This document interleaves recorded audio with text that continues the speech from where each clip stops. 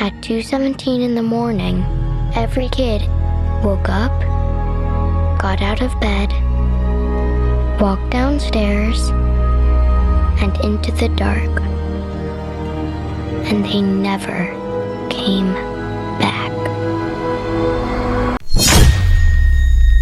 Geekología para normies. Bienvenidos una vez más a Geekología para Normies, el podcast que pone a tu alcance todo lo referente a la cultura geek. No somos expertos en nada, pero nos apasionan muchas cosas y no hay nada que nos apasione que los estrenos de películas, porque aquí decidimos si hay una obra maestra o llega una mierda que nos hizo perder el tiempo, pero este no es el caso. Este no es el caso y hoy venimos a hablar de una película que le ha ido súper bien en todos los sentidos, en taquilla, en crítica, y es considerada la mejor película que va del año 2025 en terror. Estamos hablando de la película Weapons, o La Hora de la Desaparición, como está traducida creo que en España. Sí, la traducción es bastante interesante porque no tiene nada que ver con el título en inglés. Absolutamente nada que ver. Es a ver, primero me parece que es una buena traducción porque Armas no tiene quizás el mismo flow. Y sin embargo, en el cine, que fuimos Constanza y yo anteayer decía Weapons. O sea, aún aquí en España, que suelen traducir las cosas, decía Weapons y ya. He visto muchas veces ya en España, y me parece que es una costumbre que están adoptando quizás en el último par de años, quiero decir, que están poniendo los nombres en inglés, sobre todo de las películas en cartelera. Alabado sea Dios. Por mí, perfecto, porque bueno, por obviamente favor. no tengo problema en leerlo y además me parece que el nombre en inglés la mayoría de las veces te sirve para entender bien qué es lo que quería hacer el autor. Justamente eso, tenemos Weapons, que es una película que tiene una premisa bastante interesante. Además, ellos hicieron una campaña publicitaria muy arriesgada y muy buena, sobre todo a nivel de trailers, porque no te decían nada, te decían una noche normal a las 2:17 de la mañana. 17 niños salieron de sus casas para no volver jamás. Y eso es lo único que sabes, es la sinopsis de la película y no te dice más nada. Entonces, y te da curiosidad. Con eso. Y te da curiosidad porque cuando lo juntas, cuando muestran el título de la película con las imágenes que están transmitiendo, ya sea en el teaser o en el tráiler, tú dices, pero no encuentro todavía la lógica y me pareció genial eso. No solo curiosidad, es muy sugerente particularmente para la cultura norteamericana del último par de décadas, porque recordemos los tiroteos que se han vuelto muy famosos y muy desgraciadamente muy comunes en las escuelas norteamericanas. Entonces siempre que tú unes el concepto de niños desapareciendo o niños en problemas, no sé qué, con armas, entonces la gente en Estados Unidos va a levantar una ceja, ¿no? Claro, porque tal cual. Es un tema que les está pegando muy de frente, muy de cerca. Es parte del subtexto de la película dentro de todo. Claro. Y creo que el mensaje principal que yo pude sacar dentro de todo es, no importa la situación, no importa qué, jamás ayudes a nadie. Nadie. De verdad. Porque a cada quien que se le ocurría ayudar. No me parece que eso sea.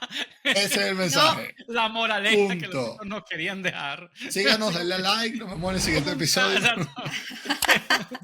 Vean más películas. Exacto. Nunca ayuden a nadie, muchachos. Eso es todo lo que podemos sacar en limpio. Así como la película de 300, que la moraleja es que los feos y los malos no hay que ayudarlos y hay que hacer que sean unos parias durante toda su vida. Porque el día que le extendieron la mano al feo, así la primera vez, el tipo los traicionó por la espalda. ¡Coño! Sí. Los ancestros de los espartanos tenían razón, total. Ahora, yo quiero decir, porque creo que va a ser inevitable que hagamos spoilers, porque es que si no, solo duraría 5 minutos el video, porque hay que hablar un poco más de la película. Inmediatamente es spoiler.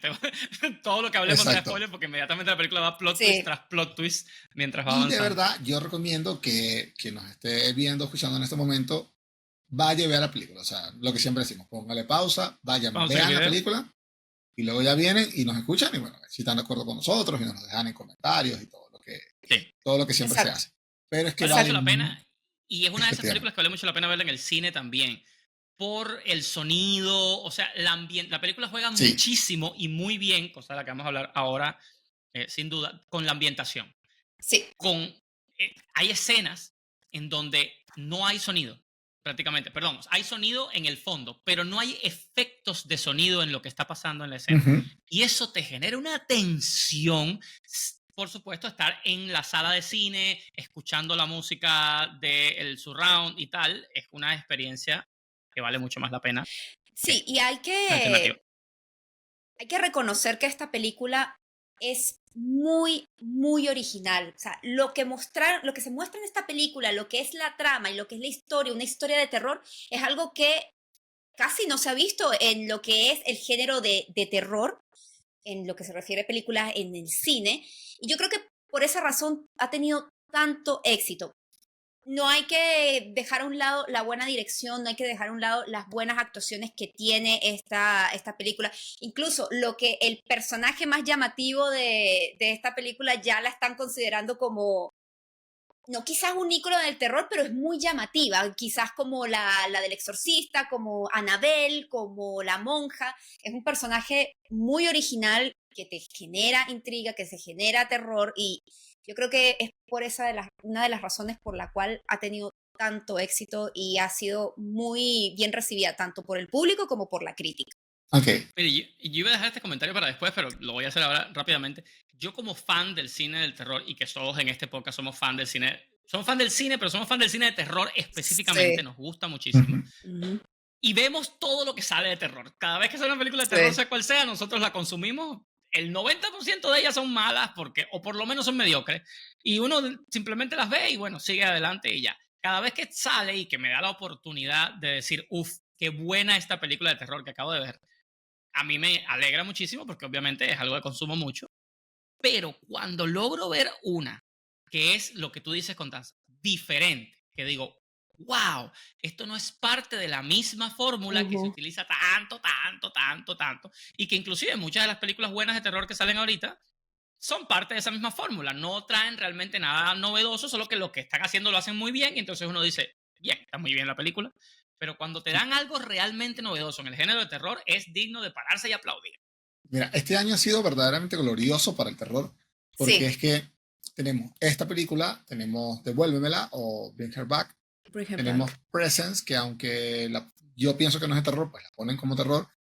Y realmente si te pones a pensar, las mejores películas de lo que va de año, o la del mainstream, han sido de terror. O sea, el terror ¿no fue este año? No. No, el año pasado. Y espérate, que viene próximamente Good Boy. Esa película promete. Viene Good Boy, que sí, que se ve maravillosa. Y viene La Hermanastra Fea, que también me llama muchísimo la atención. Esa es como que la deconstrucción del cuento de la Cenicienta, ¿no? Efectivamente. Exactamente. Entonces, mira, esta película, bueno, como es muy interesantísima, y vamos a un poquito de dónde viene. Esta película está dirigida y escrita por Zach Cregger. Zach Cregger ya venía de hacer Barbarian, y si has visto Barbarian, ya más o menos sabes a lo que te enfrentas. Vas a tener terror con muchos toques de humor negro, con cosas súper inesperadas, de pronto de estar, sobre todo que llega un momento en que te estás riendo y es una risa como que sientes que no te deberías reír, pero no puedes evitarlo, entonces te hace una sensación maravillosa. Es una risa nerviosa. Claro, pero agradable, o sea, no es una risa nerviosa incómoda que tú dices, no, realmente te estás riendo con gusto, pero a la vez como con, o sea, como con cierta culpa. Y eso es una maravilla. Y claro, y es que uno dirá, bueno, pero ¿cómo este director es tan original y es tan bueno en esto? Es que él viene de una gran escuela, porque él fue uno de los fundadores de The Whitest Kid You Know, que era... ¡Wow! Eso yo no lo sabía. ¿Sí? The Whitest Kid You Know. Lo tenía guardado para este momento porque... ¡Oh, my God! Es más, él es, ¿te acuerdas se me fue el nombre ahora, pero bueno, ¿te acuerdas del principal creador de Whitest Kid You Know? Sí. Él, ¿sabes qué? Él es el que sale con este creador en Happy With Your Mouth Open. Sí, son los dos investigadores, él es el otro investigador. Estoy así, mind blown. The Whitest Kids You Know es uno de los primeros canales de comedia, que diría yo que era un canal dedicado 100% a hacer sketches de comedia bien producida para YouTube. Y tienen unos sketches maravillosos que... Pongan pausa, vayan a YouTube, busquen Whitest Kids You Know, o sea, como que los chicos más blancos que conoces. Y Los sketches son una maravilla, además de una inteligencia, porque tienen un humor así maravilloso, mordaz e inquisitivo, que es fantástico. Es increíble. Scott se llamaba el creador, que era como el protagonista de The Weirdest Kid You Know, que bueno, que falleció hace unos años. Trevor Moore se llamaba él. Falleció hace unos años y bueno, Seth Kreger era el otro y son los que más aparecen. Maravilloso. Sí, claro. Entonces aquí ya cuando te empiezas a entender, tú dices, con razón. Es que inclusive si tú ves cosas como Rick and Morty, puedes ver la influencia de Weirdest Kid You Know en ese humor. O sea, inclusive en los mejores momentos tú dices, aquí hay como tonos de voz, hay cierres de chistes, hay tempos que son muy de Weirdest Kid You Know. Yo creo que de alguna forma moldearon la comedia que vino a partir de la segunda mitad del 2000. Maravilloso. O sea, bueno, este tipo hizo Barbarian y luego escribió el guión de esta película de Weapons y digamos que sacó el guión a subasta, que normalmente escribes un guión y bueno, vas por ahí viendo quién lo quiere y un poco, sabes, tienes que venderlo. No. Él dijo así que, mira, tengo un guión nuevo y todo el mundo así, ya lo quiero y tal. Y entonces hizo una subasta donde digamos que los 3 finalistas fueron Jordan Peele, sabes que ya lo tenemos de Nope y lo tenemos de Get Out, exacto, que son 2 películas que además están muy en el tono de Weapons porque son terror con su comedia, humor negro y tal. Y además que tienen un elemento muy importante, me parece que caracteriza a ese tipo de películas, es que todo el tiempo te mantiene a la expectativa de que tú no sabes qué está pasando. Tiene un elemento de misterio dentro del terror. Todo el tiempo tú como espectador estás también intentando desentrañar junto con el personaje realmente qué está pasando. Exacto, y entonces, bueno, Jordan Peele con su productora, que es una productora que se llama Monkey Paw, así como la mano del mono, pero era el que menos le podía ofrecer dinero. Y de finalistas quedaron Netflix y quedó New Line, que New Line originalmente era una productora independiente, que fue los que nos entregaron las 2 maravillas de mi vida, que son El Señor de los Anillos, por lo menos. No, pues El Señor del Infierno y El Señor de los Anillos. O sea, yo amo a New Line con locura y es mi productora favorita. Warner la compró y ahora New Line es un poco la división de Warner que se dedica a hacer películas de terror. Y entonces estaban en ese Netflix y New Line estaban en ese pique de quién se quedaba con el guión, pero él se decidió, porque fue el que decidió, Netflix era el que le estaba ofreciendo más dinero y parece que considerablemente más que New Line, pero New Line le dijo que pues la película iba a salir en cine. Netflix era directo a Netflix y New Line, bueno, te la ponemos en cine. Hombre inteligente. De verdad. Y amante además del cine, o sea, porque al final tú dices, bueno, me quedo con el dinero que me da Netflix y además seguro negocias porcentajes o lo que sea. A lo mejor con Netflix iba a haber más dinero, pero es que el cine es el cine. Si eres un director de cine, tú quieres, sabes, darte y ver tu película en la gran pantalla, entonces... No, y aparte él sabe la experiencia que tiene el que ve la película en una sala de cine.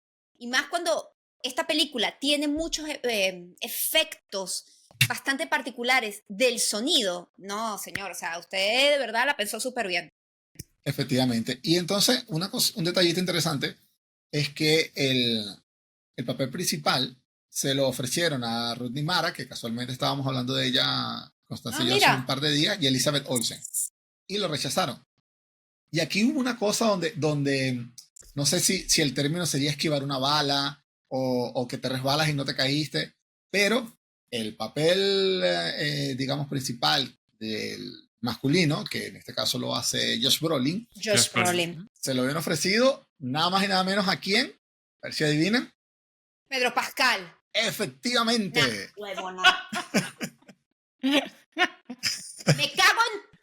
Me cago en todo. No, mira, pero déjame decirte que Pedro Pascal hubiera estado muy bien en ese papel, porque es el papel exactamente, ¿sabes? De un hombre cuarentón, con hijos, que tiene... que está haciendo su propia investigación, un poquito agotado por la vida. Hubiera venido bien para Pedro Pascal. No, porque Pedro Pascal hubiese actuado como Pedro Pascal en una película de terror. Así que no me vengas y le hubiera dado ansiedad y tal. Sí, exacto. Hubiese manoseado ahí a lo mejor.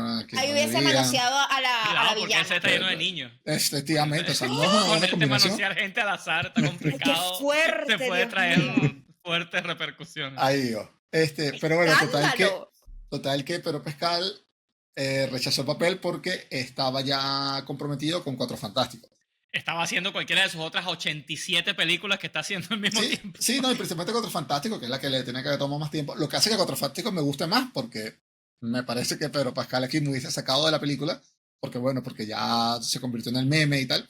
Y Josh Brolin, que siempre está bien, siempre es una buena elección, hace un papel espectacular y que te lo crees mucho así como el tipo Josh Brolin hace un papel así de hombre meditabundo y tal, de hombre como que golpeado, muy bien, porque hay una serie que se llama Outer Range, o como que Rancho a las Afueras, digamos que sería la traducción de la serie, que tiene todo, es una serie de sci-fi, pero combinado con un western, tiene una trama interesantísima, al final sí que es sci-fi, y él es el personaje principal, que es un ranchero de estos totalmente tejanos de Estados Unidos, y el tipo está todo el tiempo, ¿sabes? Un tipo muy sencillo, que lo único que quiere es trabajar en su rancho normal, en su vida, y le empiezan a pasar todos estos asuntos terribles del sci-fi que él no entiende qué es lo que le está pasando, y él hace un papel buenísimo todo el tiempo de estar como obstinado, de como decir, ¿por qué me siguen pasando estas vainas si yo no estoy haciendo nada? Y eso se le siente a él constantemente en la cara, en ese papel, le queda muy bien. Fíjate que en esta película tenemos tremendo cast, porque tenemos a Julia Garner interpretando a Justine, que es, digamos que, más protagonista. A ver, esta película es un poco al estilo Rashomon, que te la van contando desde diferentes puntos de vista. Desde puntos de vista. Creo que ya podríamos decir más o menos de qué va la cosa para... Sí. Voy a eso, que además le quería comentar que este género, o sea, siempre le dicen, no, estilo Rashomon, estilo no sé qué, pero yo creo que esto es el estilo cinematográfico de un libro episcopal. O sea, yo creo que podríamos decir, mira, es una película episcopal. Porque va desde el punto de vista de diferentes personas, pero bueno. Bueno, incluso para dar disculpa, Freddy, para dar un dato curioso, el director dice que confesó que se inspiró en 2 películas para crear el guión. Uno fue The Prisoners del 2013, dirigida por Denis Villeneuve, para transmitir atmósfera sombría y nublada. Y se basó también en Magnolia, de la película de Paul Thomas Anderson, que es justamente este referente narrativo en donde hay muchos puntos de vista y se entrelaza la historia. Genial. Sí, tiene mucho de Magnolia. Entonces, bueno, tenemos a Josh Brolin como Archer, que es este tipo que acabamos de decir. Alden Ehrenreich, que es Paul. Y tenemos también por ahí a Austin Abrams, que hace de James, que es el junkie, que además, excelentísimo personaje. Qué personaje tan bueno. Sí. No me lo esperaba. No sé si ya lo nombré, Benedict Wong, que hace de Marcus. No lo habíamos nombrado. Ok, entonces aquí también tenemos medio Marvel metido aquí, porque tenemos a Thanos. Varios de estos los tenemos en el MCU. Y a Wong. O sea, esto es un problema serio. Esta gente estaba complicada con lo que estaba pasando. Bueno, de verdad que vamos a empezar a hablar un poco de la película. Total que la película empieza justamente con esta premisa. Tenemos una niña que nos está narrando o haciendo una introducción maravillosa de que a las 2:17 los niños se levantaron de su cama y salieron corriendo de sus casas. Y que se sabe que es la hora. Buenísima introducción, por cierto. Sí. Muchas veces hablamos de que las introducciones buenísimas, los prólogos ideales son muestra y no digas y tal. Y esto es básicamente una niña echando un cuento, pero echando un cuento desde un punto de vista inocente de esta niña, como explicando, como una observadora que no entiende bien por qué todo el mundo estaba tan preocupado y tal, y mientras empieza a echar el cuento, tú te estás dando cuenta porque la gente estaba muy preocupada. Tenían mucho derecho de estar preocupados porque el asunto era horrible. Entonces, qué buen prólogo. Sí, había mucho de lo que preocuparse aquí. Sí, mucho de lo que preocuparse. Bueno, te dicen que saben que fue a las 12:17 porque se activaron las alarmas de varias casas, otros grabaron a los niños corriendo, y vemos a que los niños efectivamente salen corriendo, y todos, además, con una pose muy extraña, que todos van con el cuerpo bastante erguido, los brazos abiertos, un poco hacia atrás, un poco como la clásica... Como Naruto de anime. Ese es un clásico del anime, van Naruto Ronin, van así. pero no van inclinados porque una característica de neutrones es que vas Naruto inclinado que hacia va- adelante. va hacia eso. Aquí va Más muy, bien muy inclinado recto. hacia arriba. Exacto. Y de hecho, el director, porque le preguntaron que de dónde sacó la idea de. Porque bueno, hay gente que dice, no, que es como un misil que representa la libertad, que no sé qué. Y él dijo que no, que realmente la inspiración de eso es la foto que se llama El terror de la guerra, que es la de la niña de Vietnam. Que está en los bombardeos y está la niña corriendo. Ese es más o menos, sí. sacó la. Los niños pues desaparecen. Y el siguiente día, una maestra, interpretada por Gina Gardner, que es Justine, llega a su clase y resulta que de 18 niños, 17 no están. Solo hay un niño. Obviamente empiezan las denuncias y tal. Y pues, los sospechosos principales son el niño, que está Alex, que está ahí, es el único que fue El a único clase. niño que queda. Y Justine, la profesora, porque bueno, que tienen todos estos niños que se desaparecieron en común. La Que clase. hay una, exacto, que esta profesora, están en la misma clase. Entonces, bueno, que la interrogan y no se sabe qué pasa, no sé qué. Y luego te muestran que ha pasado un mes. O sí, un mes. Y ya las clases van a volver a empezar. Y hay una reunión de padres donde están todos pues reclamando, bueno, pero ¿qué pasa? ¿Que ¿Dónde están nuestros hijos? No sé qué. Y todos obviamente le están echando la culpa a la maestra. Y ella se para a como hablar, a tratar de calmar a la gente, cosa que no es buena idea desde ningún punto de vista. No, Y para bueno, nada. tienen que el director, que es Justin Wong, que además es un personaje también muy, muy interesante, la saca y le dice, mira, anda, vete para tu casa, no sé qué, no te distraigas mucho, porque ya se está formando la clásica turba iracunda con los picos y las antorchas para quemar viva a la pobre mujer que no tiene nada que ver. Sobre todo porque tiene mucho, o sea, uno se pone a pensar y nunca es fácil echarle la culpa a ninguno de los personajes de la película de estar completamente equivocado, porque si tú dices, claro, mira, yo como padre, ¿qué es lo único que yo sé con seguridad? Que mi hijo, que para mí estaba perfectamente bien y que no tenía ningún problema, así como 17 otros que también estaban perfectamente bien y sin ningún problema, de repente salieron de sus casas voluntariamente y se perdieron. O sea, a mí no me sacaría nadie de la cabeza que de alguna forma lo convencieron de hacer esto. Claro. Que de alguna forma fue brainwashado en hacer eso. ¿Y quién lo convencería? ¿Quién tenía acceso a todos esos niños a la vez? La profesora. Y claro, la pobre mujer, obviamente, el pueblo la está persiguiendo, todo el mundo la ve mal. Al final, ella en esta investigación se recuerda, en esta situación se reencuentra con un policía que se nota enseguida que han tenido una especie de relación y tal. Hablan, se encuentran en un bar, pasan la noche juntos, se emborrachan, pasan la noche juntos. Y el policía, pues ella al día siguiente lo deja en el bar donde él había estacionado su carro y se va. Pero ahí nos damos cuenta también de que el policía está casado, o sea, como que al final ella lo busca un poco quizás por pasar una noche tranquila, sentirse bien, no sé qué. Pero este personaje sí que tú vas viendo cómo cada vez ella misma se va empeorando la situación.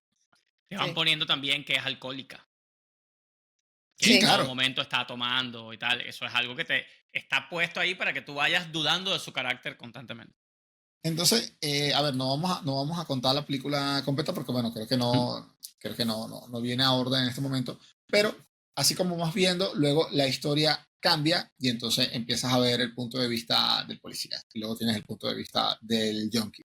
Total que como ha pasado tiempo y ante el poco resultado que la policía está dando, porque ciertamente se ve que no solo, ¿sabes? Son policías de pueblo, con menos recursos, menos experiencia, menos todo. En un momento te dicen que sí que están en colaboración con el FBI. Se nota que no han llegado a nada, porque bueno, es como que no tienes de dónde agarrarte para hacer la investigación. Pero claro, o sea, imagínate como padre de que la policía no te está dando ninguna respuesta por la desaparición de tu hijo. Yo entiendo a estos padres, principalmente el personaje de Josh Brolin, porque es como que el padre que más le falta tomar las cartas en el asunto diciendo, bueno, mire, ¿saben qué? Esta gente no me está dando respuesta, voy a buscar la respuesta por mis medios. Y el personaje de Josh Brolin, Archer, es muy interesante, porque a mí me da la impresión de que él tiene como objetivo poner al espectador ahí. Porque tú estás, si tú ves a Justine, que es el otro personaje, la profesora, tú estás, bueno, puedes estar a su favor o en contra, te das dando cuenta poco a poco de cómo, ya acabamos de decir, cómo su personalidad es un poco dudosa y tal. Entonces, no es para que tú te identifiques con Justine. Tú te tienes que identificar, y lo logra perfectamente, con Archer. Porque Archer es el que está vuelto loco, el que ha acabado su vida completamente, el que no entiende lo que está pasando y el que está buscando desesperadamente a su hijo. Pero el hecho de que no entienda lo que está pasando es buenísimo, porque nosotros tampoco entendemos. En este momento de la película nosotros no sabemos nada de por qué han pasado todas estas cosas. Y las vamos descubriendo con Archer. Entonces, junto con este personaje, uno va desentrañando este misterio de la película. Y por eso digo que la película no es solamente terror, es un terror con misterio, porque está hecha para que tú vayas resolviendo el rompecabezas de qué ha pasado y por qué se llama Weapons y todo esto.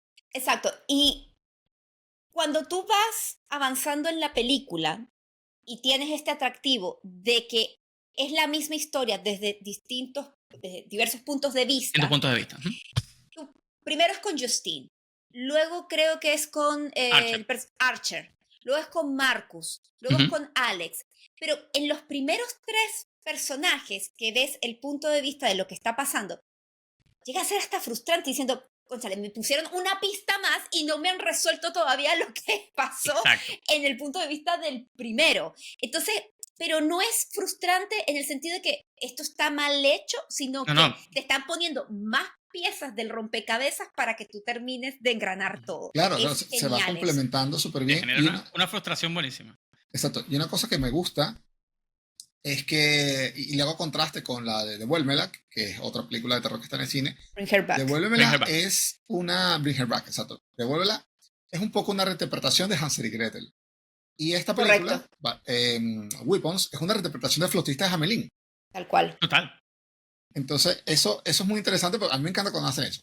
Dicen, bueno, tomas esta premisa súper famosa, súper antigua y tal, y le das, y le das una vuelta. Y ya que hemos hablado hablamos a grandes rasgos de la trama de la película y eso, y hemos puesto este enfoque en la forma por capítulos que tiene. Algo que hay que hablar es el elemento de terror y lo bien que lo utilizan en la película. En las escenas de terror, yo estaba genuinamente agarrado del asiento.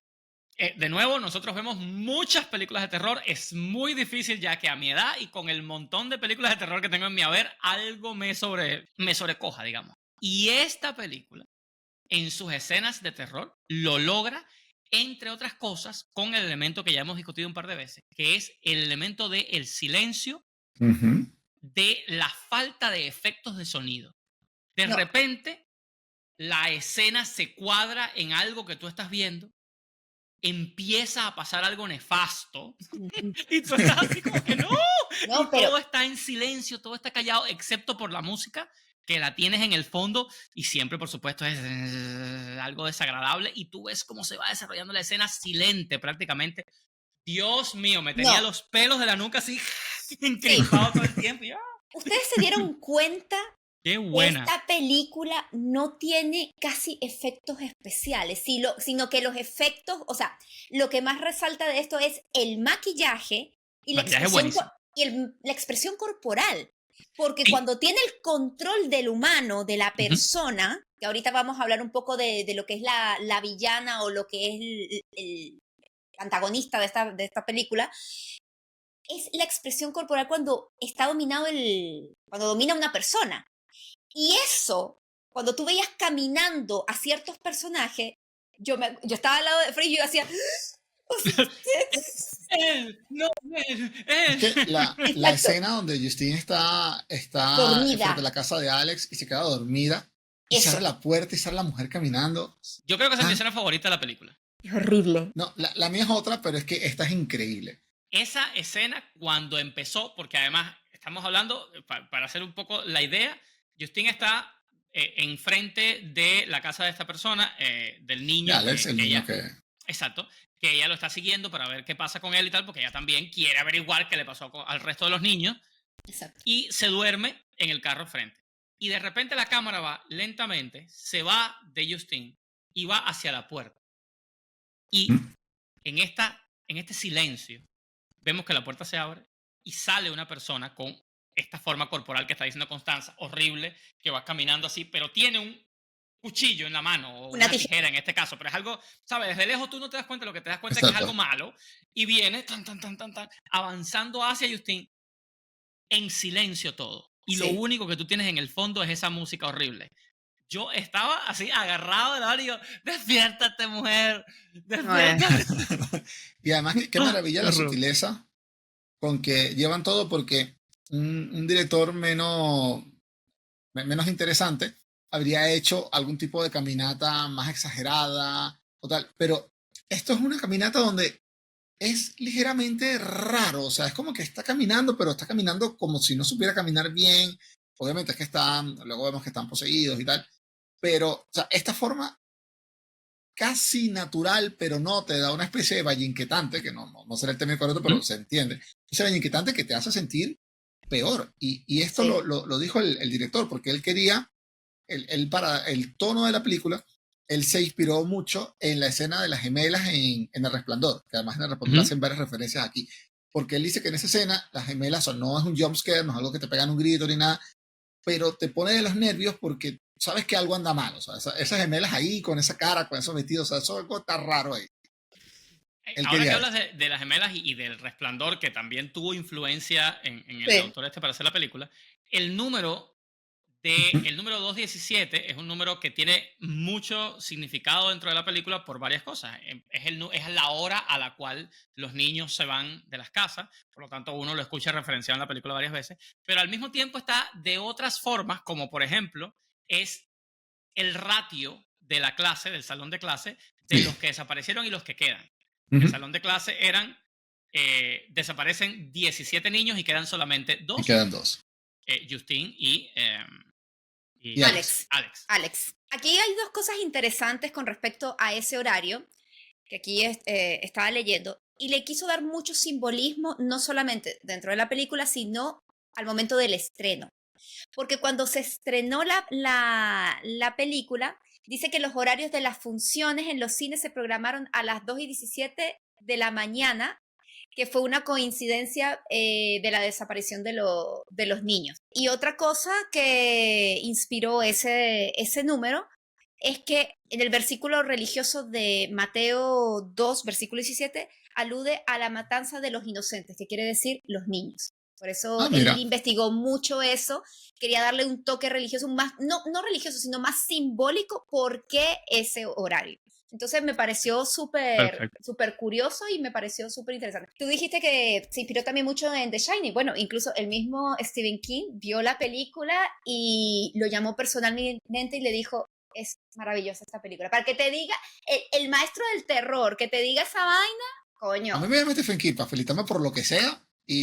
A mí me llama Stephen King y ya sería todo lo que me hace falta. Exacto, ya no necesito más nada. Stephen King deje de llamarme, señor. Y yo, no. A mí me llama Stephen King y me hago pipí, pues. O sea, me llamo Stephen King. Deje de llamarme, maldito loco.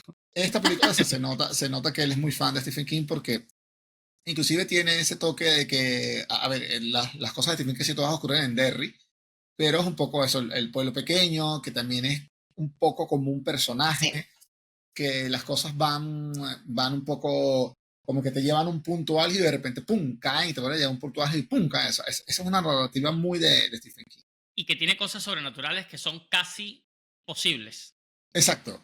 O sea, son muchas cosas sobrenaturales que podrían ser del día a día si no das ese último paso para hacerla sobrenatural. A mí esta película me recordó a una que yo amaba cuando estaba niño. No sé si ustedes le llegaron a ver, se llamaba La Fórmula Mágica. En inglés se llama The Peanut Butter Solution.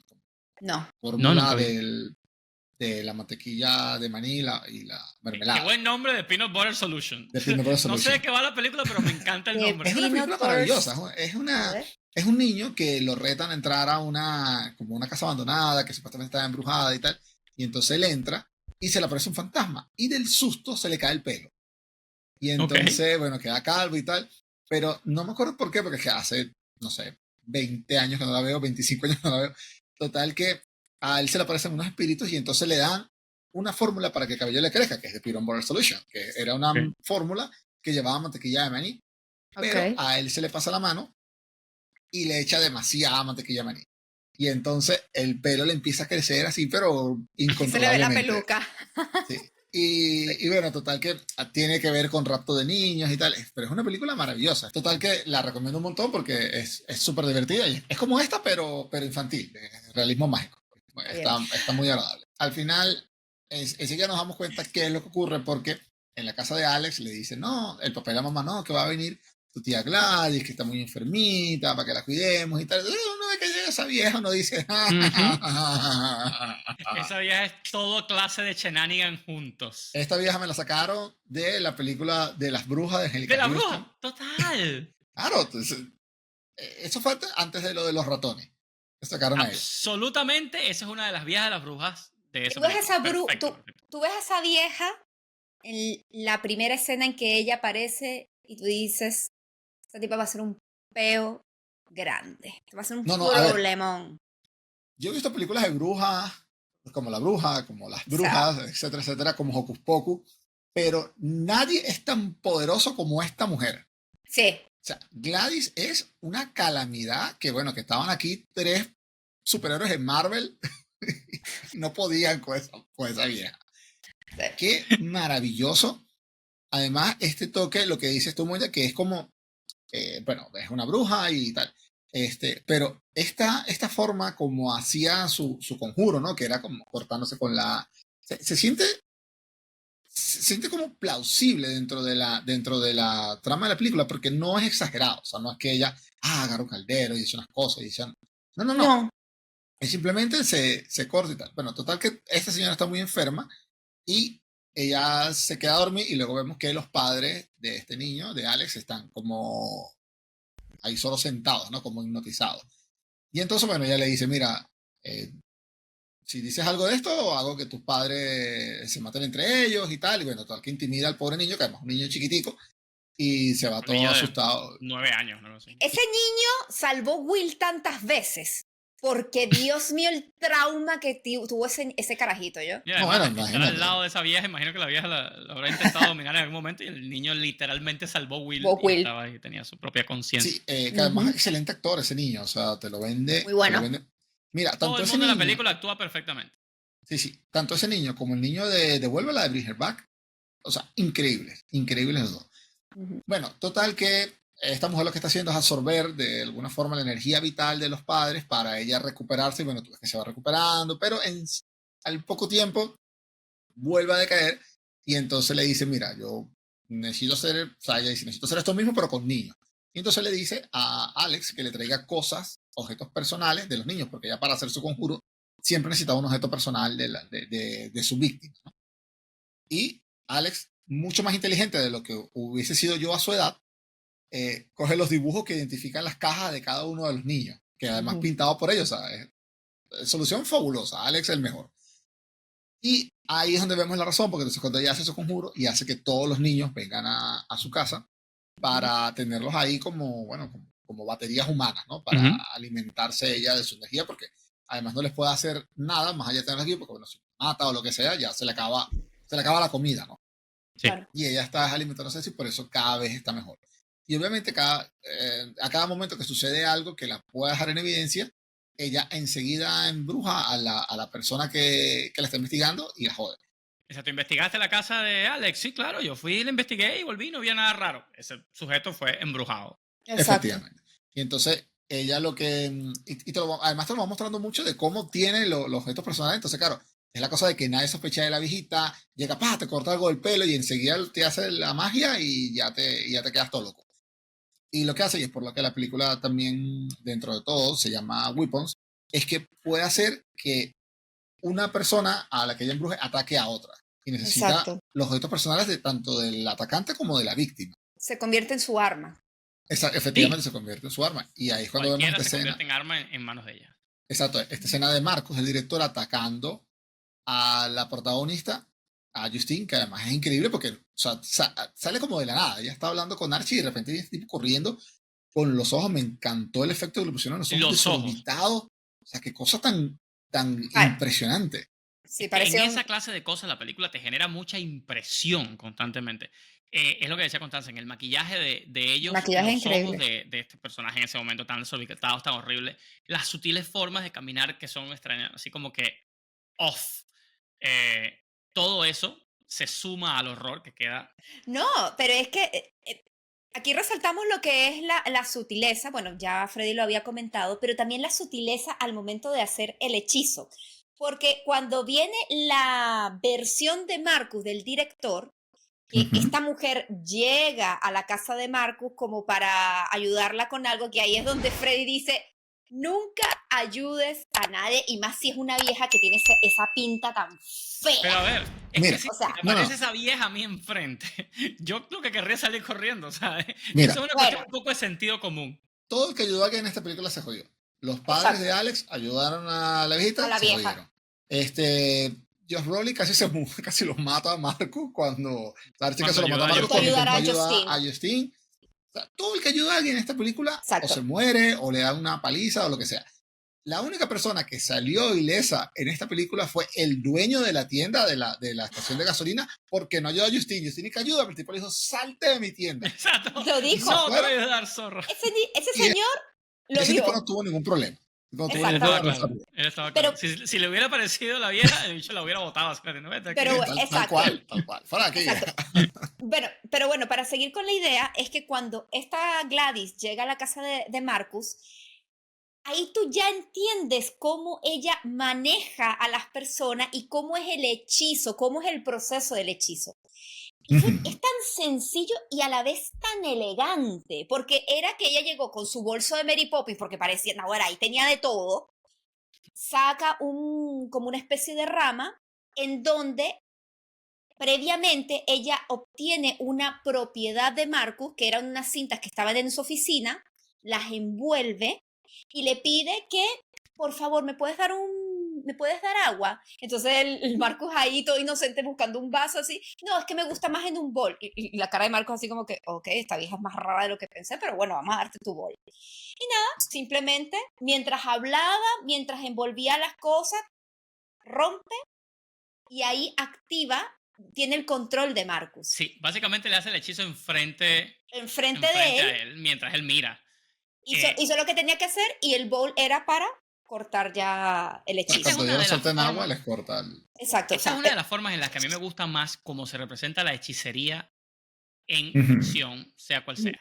A mí me encanta cuando la hechicería es lo que era históricamente o lo que se consideraba que era históricamente. Muchas de las acusaciones en contra de las brujas son cosas que tú no podrías asegurar que la hizo o no una bruja. Claro. Porque son, ¿sabes? No sé, se me agrió la leche de las vacas, o se me murieron los campos de trigo, o qué sé yo, mi esposo se fue de mi casa. O sea, todas esas cosas son cosas que te podían haber pasado. Lo que pasa es que se atribuyen, o sea, las brujas en estas suertes de mitologías funcionaban como si te generaran una muy mala suerte. Y obviamente con los poderes demoníacos que tienen, porque se supone que el poder de la bruja venía por ser consorte del diablo y de tal. Entonces, obviamente, cualquier mujer que esté haciendo esa clase de cosas, pues podía ser una bruja. Pero no tienen poderes así como Scarlet Witch, que sale volando y lanzando rayos rojos y tal, sino que son todas cosas más sutiles, y el hechizo que te está lanzando es sencillamente un ritual que no tiene por qué ser No, para nada. Mitrion Cinto. Es mucho de la La hechicería mujer estaba vudú. haciendo cosas extrañas enfrente de este hombre, y el hombre sencillamente le pareció que era una mujer que estaba haciendo cosas extrañas. Exacto, una mujer que está senil o lo que sea, y resulta, que lo que estaba haciendo, pues sí que fue efectivo, y es su brujería. Buenísimo. Eso me encanta cuando pasa así. Oigan, hablemos del personaje de Gladys. Ya la hemos nombrado mucho y... Un paréntesis. Otra película que hace eso buenísimo, y que por supuesto la hemos mencionado 1000 veces porque somos fan de ella, es The Witch. En la película de La Bruja de Robert Eggers, que también hay un poquito de inspiración aquí. De Robert Eggers. Sí, aquí hay en la película de La Bruja de Eggers, la bruja o las brujas funcionan perfectamente de esta forma. Sí. Tú todo el tiempo estás preguntándote en la película, pero ¿y la bruja es verdad? O sea, ¿de verdad que tiene poderes sobrenaturales, o solo es una vieja mala en el bosque? Exacto, o se la están imaginando, o qué coño pasa. O sea, sí, la bruja es simplemente maravillosa.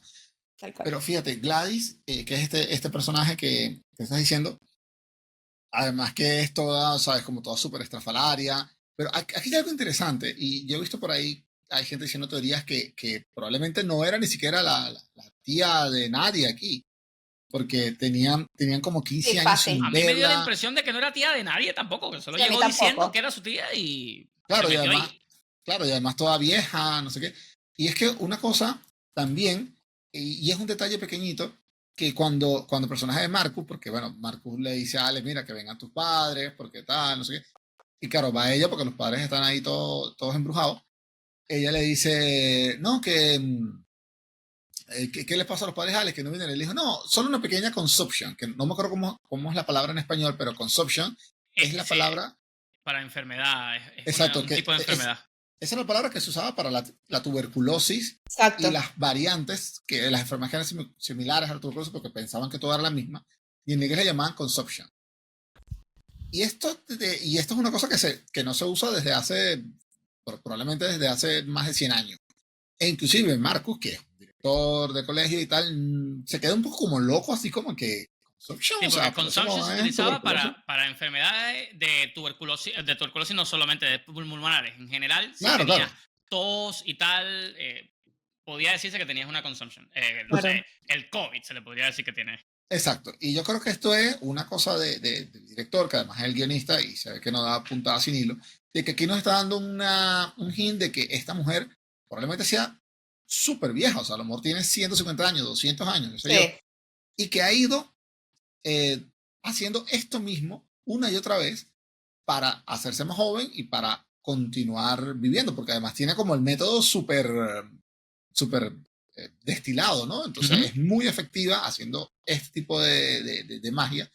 Claro. Y creo que por ahí va la cosa, que al final ella solo venía aquí engañando todo el mundo desde el... Esta actriz, cuando nosotros salimos del cine, yo le decía a Freddy, ¿quién es esta mujer que interpretó a esta bruja? Y la buscamos y es Amy Madigan. Ni idea, pero investigando un poco, ella es la esposa de nada más y nada menos que el actor Ed Harris. ¿Se acuerdan de Ed Harris? Mira tú, sí, claro. Que hizo de Pollack, participó en Las Horas, un actor extraordinario. Ella no tiene mucha carrera actoral, incluso, bueno, fue nominada al Oscar por una película que se llama Twice in a Lifetime. No tengo idea. Sí tiene carrera, pero más entre los 80 y los 90. Exactamente. Y participó en la serie Carnival. ¿Ustedes se acuerdan de esa serie que era de HBO? Claro, la de Orlando Bloom. No. Carnival Row. Claro.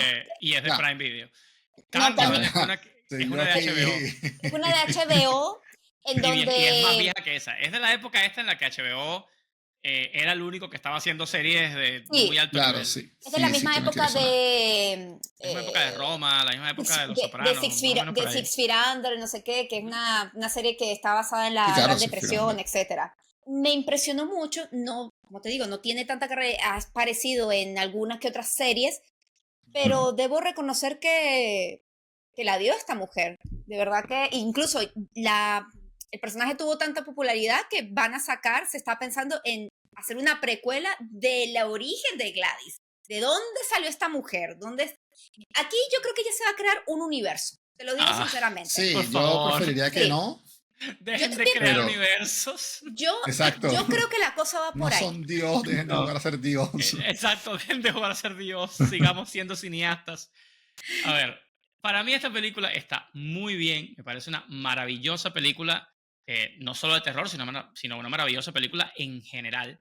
Pero una de las cosas más geniales que tiene la película es el sentido de no lo sé todo. El sentido de ¿y qué quería decir con esto? ¿Y la personaje será más vieja? ¿No será más vieja? ¿De dónde salió esta vieja? ¿Cómo llegó aquí? Todas esas clases de incertidumbres le suman a la mística de la ambientación de la película, que es excelente. Si nos ponemos con después el multiverso y Weapon 7, 1, 2, 3, 4, 5 y 6, ya entonces pierde completamente todo eso. Weapon la maldición. Sí, Weapon the Curse, Weapon the Beginning, Weapon Revelation.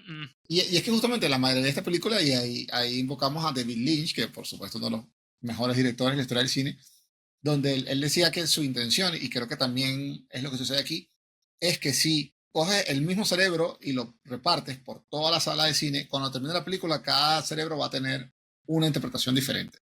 Esto es lo interesante de esta película. Y ciertamente cuando... Hay muchas historias que funcionan dejando vacíos, que tú los completes. Claro. Y que tú digas efectivamente quién era Gladys, por qué, y tú mismo vas llenando esos espacios vacíos, o simplemente lo dejas como, bueno, mira, es un misterio de la historia, porque nuevamente esta historia, por como te la cuentan, con la introducción de la niña, con el cierre de la niña, y siendo esta reimaginación del flautista de Hamelin, tiene que tener estos vacíos para darle aún más vida a ese toque de magia ligera y sutil que tiene. Lo que decimos, si me haces un universo y me haces 1000 cosas, solo va a ir subiendo la apuesta y al final... Esa capacidad de respetar al espectador y permitirle al espectador que llegue a sus propias conclusiones, inevitablemente se pierde cuando tú me haces demasiadas partes, me expandes el mundo y empiezas entonces tú a explicarme a mí por qué pasan las cosas, porque lo tienes que hacer obligatoriamente si quieres hacer un universo grande y si quieres ponerme un montón de partes, etc. No hay forma de mantener la mística y mantener tal cual, el misterio si estás haciendo algo como eso. A veces menos es más. Y yo no quisiera cerrar sin hablar de mi momento favorito de la película, porque bueno, luego cuando básicamente se desata el infierno en esa casa y vemos referencias a The Shining y vemos que entonces lo de la vieja Gladys hace una línea de sal y le dice a Alex, no cruces la sal, y Alex dice, ¿sabes qué? Sí voy a cruzar la sal. Y eso activa a los padres y lo quieren matar, pero o sea, se vuelven weapons contra el niño resolviendo por esa casa, y abajo tenemos a Archer y a Justin peleando con el policía y el Yonki, o sea, eso es un desastre que hay en esa casa, impresionante. Y este niño, que como te digo, es mucho más inteligente de lo que yo creo que nosotros hubiésemos sido, se le ocurre la maravillosa idea de ir a buscarlas donde la Gladys tenía las ramas que utilizaba para su conjuro, y se lo lleva, va al baño y utiliza el váter o la poseta como bol, y empieza a replicar el conjuro que ya ha visto a Gladys utilizándolo varias veces. Y yo, siendo mucho menos creativo que el director de esta película, dije, claro, va a utilizar a los padres como arma para joder a Gladys y para que ayude a Justin, que está abajo y tal. No. Este niño hizo algo más interesante y hace que el final de esta película sea maravilloso, que el palito que usó es donde estaban los gestos personales de los niños. De todos los niños. Y está Gladys ahí creyendo que se la sabe toda, diciendo, sí, Justin, jaja, no podrás conmigo.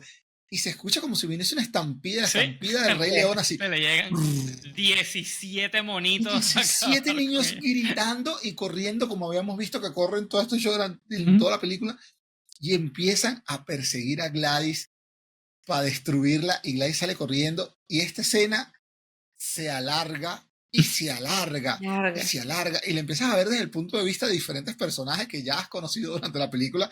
Hay un momento que está un señor cortando el césped y se escucha, pasa Gladys corriendo y luego un montón de niños gritando. Esa escena es comiquísima. Además, maravilloso el grito de los niños, o sea, porque es literalmente una estampida ese grito, corriendo y destruyendo todo su paso. O sea, los niños van rompiendo ventanas, puertas. Pero fíjate lo maravilloso de esto. Dentro del contexto de lo que está pasando ahí es una escena horrible. O sea, estamos hablando de que toda esta gente está mal controlada, están pasando lo peor de sus cosas. El personaje a quien están persiguiendo no es comédico para nada. O sea, es la bruja mala que está haciendo un desastre en este lugar. Y que además ha obrado con absoluta maldad y con alevosía. Sí. Y ahora uno está incrédulo, sonriendo cuando te están pasando estas cosas en la película. Y eso es lo maravilloso. Esa es la palabra, es incrédulo. O sea, yo estaba tan maravillado y con un nivel de incredulidad tan grande que decía, no puede ser lo que estoy viendo. O sea, esto es como que cada decisión fue perfecta y cada decisión de la película me llevó a esta escena tan loca y tan genial, muy a los Sam Raimi. O sea, así como que mira, no tenemos miedo al éxito. No tenemos miedo al éxito, que vamos con todo. Y qué maravilla. Y hay una parte que se meten y en su pasar destruye una casa y está la mujer diciendo que al esposo como, fulanito, acaban de un montón de niños destruyeron la sala y rompieron la ventana, y de repente entra Josh Brolin persiguiendo a los niños y ¡ay! ¡Hay un hombre en la sala! Eso fue increíble. Es el peor día de su vida. Pobre mujer, exactamente. O sea, pasó una estampida de carajitos más una vieja loca y tú vienes a decir... Y de repente llega pues Josh Brolin, que es un tipo que tiene que meter miedo porque me irá como 1,90 m y así fuerte y tal. Y bueno, el final de Gladys a manos de estos niños es algo que yo no me esperaba. Dice, increíble. Increíble. Yo no me esperaba algo así. Yo creo que no vale la pena indicarlo. Yo creo que sea sorpresa para la gente que... Sí, en este punto, el que está aquí es porque ya vio la película. O sea, si no, sí, exacto, pero no hace falta decirlo específicamente. Si has llegado a este punto y todavía no sabes que le claro, pero hay anda y velo. Hay gente que igual ve los capítulos con sus spoilers y aún así lo ve, porque créeme que lo he sí, claro, dicho. Pero bueno, veanla que está genial. Sí, exactamente. Personajes maravillosos. El Yonki es un personaje increíble, el niño es maravilloso, Gladys se lleva todos los laureles, pero la verdad es que la película tiene un balance espectacular en su personaje. Exactamente. No tiene desperdicio en el sentido de que es una trama muy refrescante y muy diferente, que cambia bastante, o sea, varía la fórmula de la película del terror a la cual ya estamos tan acostumbrados y que Hollywood sabe depurar tan bien. Porque creo que es el género que más películas saca al año. Sí, claro. El terror. Entre esto y la comedia romántica, diría yo que son así los dos géneros de cine. Sí, yo creo que este 2025 es el año del cine del terror, porque han salido cosas bastante buenas. El terror es muy prolífico porque suele ser barato, porque puedes poner actores que no son conocidos, o sea, no importa tanto el cast, cuando tienes un cast bueno como este, bueno, mejor, pero sabes, te puedes arriesgar con directores nuevos, con actores nuevos, entonces sale barato, suele tener pocas locaciones, el terror siempre es como que, bueno, la casa embrujada, el hospital embrujado, el no sé qué. Una casa, en una calle y tal. Exacto, entonces es relativamente fácil de hacer. Ahora, que quede bien, pues bueno, pero cuando queda bien, como Weapons, maravilloso. La mejor película de terror del año, hasta lo que va de año, que ya estamos casi que finalizándolo. Hay que ver Good Boy. Mejor película de terror. Hay que ver Good Boy. Yo estoy muy emocionado por eso. Vamos a ver qué tal. Sí, tal cual. Así que bueno, gente, hasta aquí el capítulo de hoy. No olviden suscribirse, comentar, regalarnos un buen like. ¿Qué películas de terror les gusta? ¿Cuáles no les ha gustado más? Si ven Weapons, por favor, déjenos sus comentarios a ver si la opinión que nosotros dimos concuerda con lo que ustedes vieron luego de ver la película. Así que nada, nos vemos en una próxima oportunidad. ¿O ya? Vea más películas de terror. Eso.